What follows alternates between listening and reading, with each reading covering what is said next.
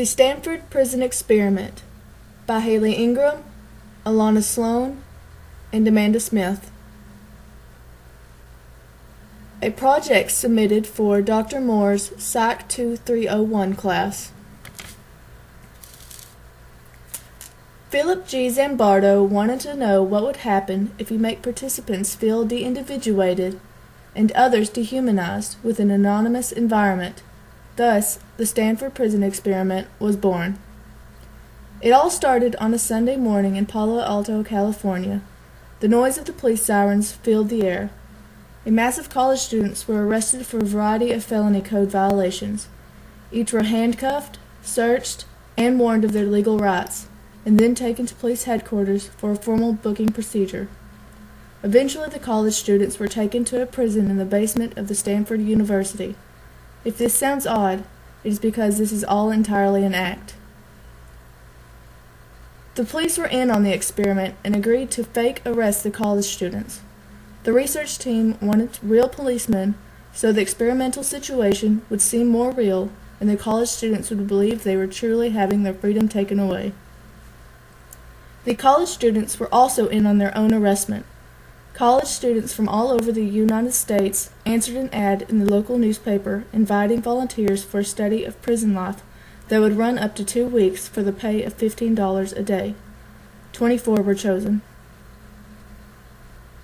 These boys were randomly divided into 2 groups by a flip of the coin, either a guard or a prisoner. It is important to remember that at the beginning of the experiment, there were no differences between the boys assigned to be a prisoner and the boys assigned to be a guard. The guards helped complete the final stages in the construction of the mock prison. The guards were also able to select their own military-style uniforms and created their own rules for the mock prison, so they would feel as if it was truly their prison. The prisoners wore uniforms that consisted of smocks, with numbers sewn on the front and back, ankle chains, nylon stocking caps in order to simulate having their hair shaved off, and rubber thongs on their feet, but no underwear. The prisoners could only refer to other prisoners by their number and had to address the guards as Mr. Correctional Officer. It took a full day for most of the guards to adapt to their new, unfamiliar roles. However, the situation was radically changed on the second day, when several prisoners led all the others in a rebellion.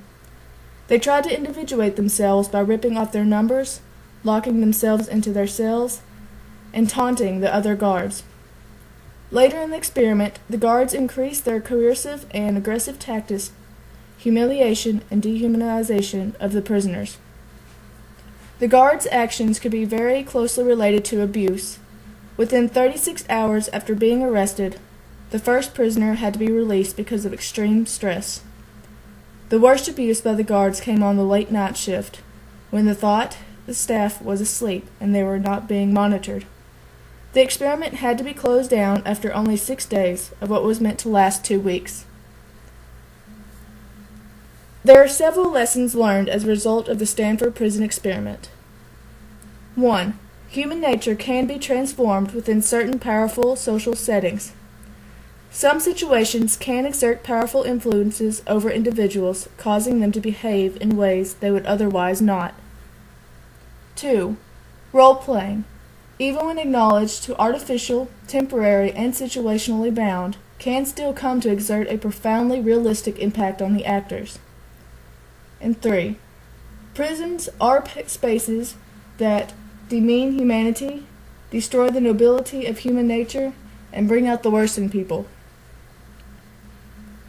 The Stanford Prison Experiment is frequently cited as an example of unethical research. The experiment could not be replicated by researchers today because it fails to meet the standards established by numerous ethical codes, including the ethic codes of the American Psychological Association. Zambardo acknowledges the ethical problems with the study, suggesting that, although we ended the study a week earlier than planned, we did not end it soon enough. The study is also criticized for its lack of ecological validity. While the researchers did their best to recreate a prison setting, it is simply not possible to perfectly mimic all of the environmental and situational variables of prison life. Despite some of the criticism, the Stanford prison experiment remains an important study in our understanding of how the situation can influence human behavior.